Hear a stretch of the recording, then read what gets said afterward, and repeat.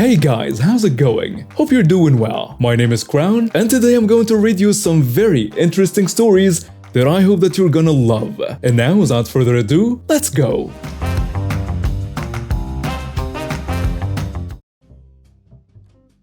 My son told me that I should put this incident on this Reddit category, so here I go. I'm new here and don't know all the formats, but nonetheless, here we go. I'm an early bird, waking at 3:30 a.m. to prepare a fresh meal for my husband to take to work. He works at 4:45 a.m. We have one car, so he and I go off to his work and I drop him off. I'm in need of a few things from the store, so I head off to pick them up from a local grocery store that is open at 5 a.m. It is important that I note I'm wearing yoga clothes, yoga pants and a loose tunic, white and gray, because I'm going home and doing my yoga to maintain my usual routine. As I'm walking through the almost empty store, there are mostly stock people working hard and a lady who is also my friend up front at self-checkout. I love shopping this early because it's so quiet and peaceful, and it fits into my love of calm in the morning. I stop in the condiments area to get some ketchup. Then comes a crazy hot sauce lady. She loudly exclaims, "Why is this hot sauce so expensive?" I smile and shrug, then turn back to minding my own business. Then she yells now, "Hello, why are you ignoring me?" Well, I can't ignore you because you're being too loud. Also, I don't know why it's that price. I don't work here. Everyone who works here is wearing blue and orange, so do I look like that? Bull! I saw you talking to the lady up front. Yes, I'm a regular here, and she's my friend. So you work here but you're off right now? So you can tell me why it's so expensive. I'm sorry, but as I said before, I'm a regular shopper here and do not work here. What do you think I can explain about the price that will make a difference? What can anyone do for you about the price, huh? You're such a witch. Why won't you help me? I reply sternly, "Again, I can't help you. Now please go away." With a red and irate face, I mean, she could be a cartoon with steam coming out of her ears. Crazy hot sauce lady slams her cart into mine, causing it to hit my stomach, tearing my shirt, and scratching and bruising me. I pushed her cart off mine, and at this point, I had to control my temper and walk away. I started going directly to the front to tell my friend who is stationed at self-checkout to call the police. I had left my phone in the car. As I'm on my way there, the crazy lady is reaching into my cart and throwing my items on the floor. Thankfully, my friend had already heard the commotion and decided to go ahead and call the police. One of the guys who was stuck in the shelves came over and got between her and I. She proceeded to scream like a toddler throwing a tantrum and started provoking the stock guy by getting in his face, screaming profanities and racist comments, and poking him in the chest. This guy is at least 6'2", and 270 pounds, 2 times her size.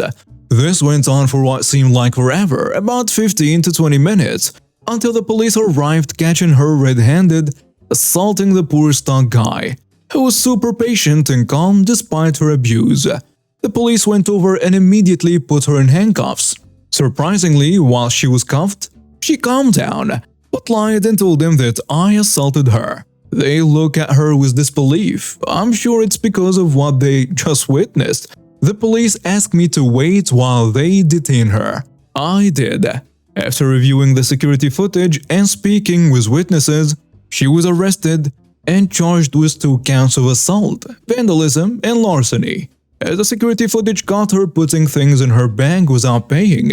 And the kicker? The hot sauce was $1.75. Yes, you read that correctly. She freaked out over $1.75.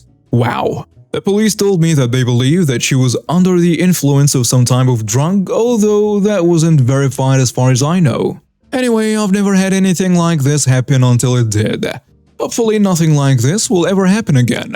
The thing is, why did she complain about the price of the hot sauce if she was just stealing things anyway? That's a question that I would like to have answered. Well, have a good day, everyone. A while back, my grandparents, who have lived in the same house for decades, got new neighbors. It was a wife and husband with 2 kids, and they seemed fairly nice. The husband spoke to my grandfather a few times when they were outside, and he seemed genuine. He said he was a correctional officer, so his hours were strange, and he may be coming and going at odd hours, depending on the schedule. A few months later, they went on vacation and asked my grandfather to watch their house for them to make sure no one was lurking around or breaking in.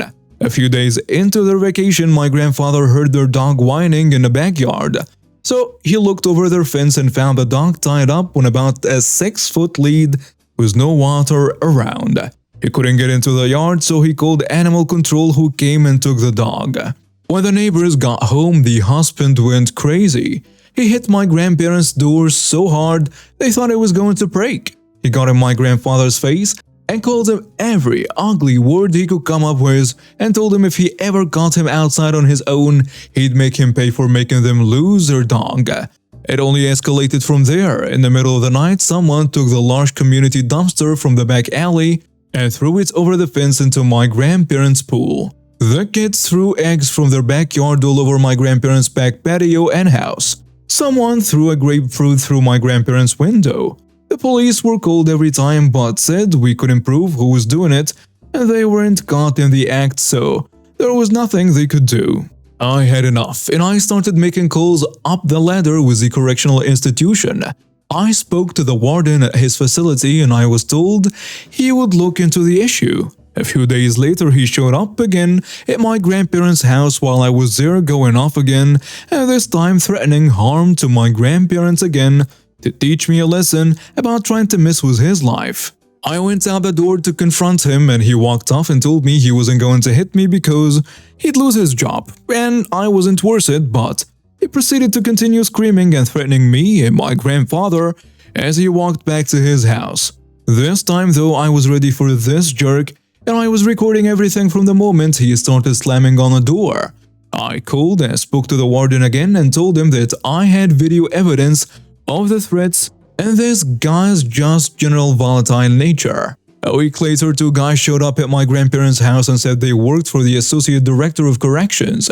They sat down for over an hour with my grandparents and wanted to know every detail of events that had happened. So they were told everything from the dog to the vandalism to the threats. I came over and showed them the video I had taken, and we showed them copies of the police report we had filed. Apparently, this guy had an issue with his timber among other things, and was here because he had been told to take a transfer or to be terminated from his previous facility, so they had transferred here. He ended up losing his job and his house was foreclosed on. My grandparents were given an order of protection. We never saw them again. They left in the middle of the night, not long after we met with the director. Honestly, screw that jerk, his witch wife who swore at my grandfather and always glared at him, and their 2 bratty kids, 17 or 14, who I know had a lot to do with the vandalism that was happening to my grandparents' house. Thankfully, all is well since they left, and they have since gotten new neighbors who are wonderful people and own a local restaurant. They have even brought food over to my grandparents a few times and are excellent neighbors. A little over a year ago, I started working as an electrician with my dream company. I got good hours, $25 per hour, great coverage, and a ton of experience. My employer was a decent family business kind of guy who always commended me on my work and understood whenever I needed to take time off, which I tried to limit to as little as possible. Yep, I was living the good working life. Until we hired Carl. Carl was a man's man, a big, beefy, jock kinda dude who strived to be as manly as possible. Any guy who deviated from the path of manliness was relentlessly ridiculed and humiliated by Carl. Use gloves? Ridiculed.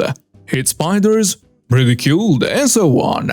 The guy was an absolutely sickening sight to most guys on sites, and I was one of, if not the most picked on guy. It seemed that everything I did was an invitation for the guy to take a verbal dump on me. I brought it to my employer, but Carl played the innocent card and somehow had people to help back him up on it. So the ridicule continued for a while until I had enough. This man was a thorn in my side for too long, so I wanted revenge. I didn't know how I'd do it, but I was determined to get this jerk back.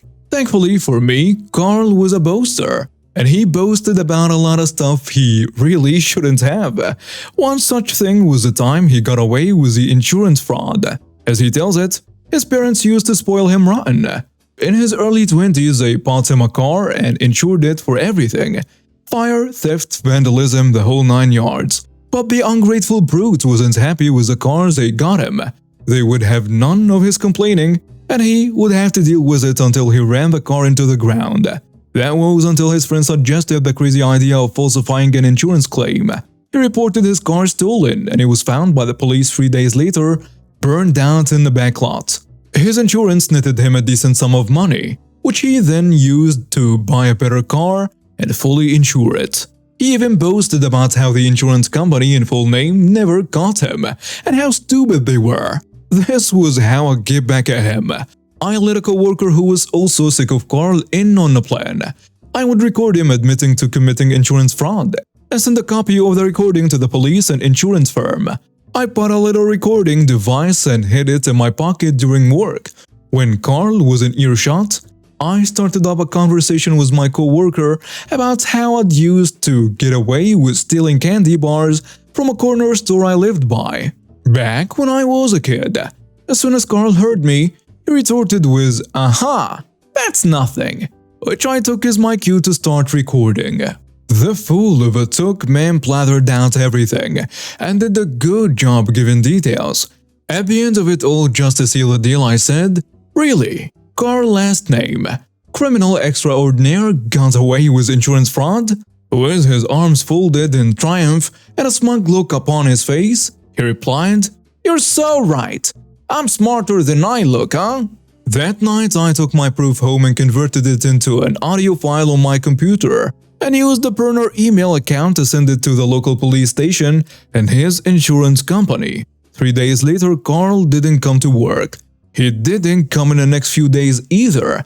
I eventually learned that he got arrested at home and is currently on unpaid leave from work. Not fired, but he's not receiving money either, so it's just as bad as being fired. So not a super big revenge story with a climatic ending, but I'm definitely satisfied with the outcome. This was 15 years ago, details are fuzzy and names changed to protect the innocent. Pre-children, my wife and I purchased our first house. We were very excited to be homeowners. We were particularly proud to show off all the gardening and yard skills we have developed over the years of childhood chores. Don't tell mom, but who knew that seemingly punishment of yard work could actually translate to adulthood? We are off to a great start with a meticulous yard, spending way too much time and money. On my small suburban lot is a utility box for one of the 2 cable choices in the neighborhood, along the E Cable Corp. You know, the one who Forbes always lists as one of the worst companies in the country. I come home from work one day and notice the utility box is open and the cables are filleted all over. I did not think too much of it at the time and made a mental note assuming they are on a break. The next day, I come home from work and the utility box is still a mess. I call the evil Empire Cable Company to kindly let them know that they left a mess in my yard after a repair. They told me nicely that they will be out in the neighborhood that following day to finish the work. Many weeks come and go without them fixing their mess. It was coming up on our first pool party and we wanted the house to be perfect. I called the E Cable Corp again, not to bore you with the details of the conversation, but ended with a rude ending that they will be out there eventually. Now I'm seeing why nobody likes this evil Empire Cable Company. At our first pre-children pool party, maybe after a margarita or 4, we start aimlessly discussing the evil Empire Cable Corp. Now we are a bunch of engineers and a truck driver, important later, drinking margaritas. The discussion turned from complaining to scheming. While poking around the utility box and the box on the side of my house, we noticed that this company does not use multiple line plugs on the cable. They merely hook up the cable from the house to the utility box. Easy peasy, nice and easy. I'm guessing the lack of security is a genuine artifact of Midwest nice. Why protect something that nobody steals?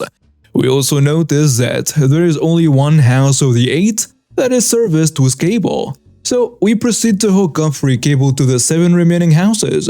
We neatly stuff all the wires and close the utility box. As I mentioned, the only non-engineer in the group was a truck driver. An earlier pointless discussion was about different bad locks and why truck drivers use a specific round kind. Basically, so that it's impossible to break with small bolt cutters. He grabs a large round padlock out of his truck and we try to place it on the utility box. It won't fit. The hole is too small. So after a few seconds of drilling, we now placed our own padlock on the double E cable curb. Utility box along with 7 houses with free cable protected by an industrial padlock designed to prevent trucker theft. After meeting the other neighbors and making sure they are trustworthy, I let them know about our party. Each one smiled and began enjoying free cable. A number of months later, enjoying free cable, the double E cable curb is in the backyard, staring at our handiwork. They bend over regularly, really studying the padlock. I can only imagine their discussion on what they are seeing. They bring out the bolt cutters from the truck and I assume they carry them if they lose a key or the padlock is rusted. Now looking at the bolt cutters, I can tell this will be a futile exercise. After only about 3 minutes, they both shrug their shoulders, get back in their truck and leave. That was the last time we ever saw the double E cable company. Since all but one of us was enjoying free cable, there was no reason for them to be out there. Our gig was up when the one who did actually pay for cable, who we never really met, moved. The next technician was very dedicated. After 3 trips, each with a large bolt cutter, resulting in using one more than 4 feet long, and put everything back to the way it was before. And thus concludes the story of 7 houses enjoying free cable for more than 4 years because of the laziness of a single technician and a rude customer service rep. And now we have reached the end of today's stories. Thank you for watching and see you next time.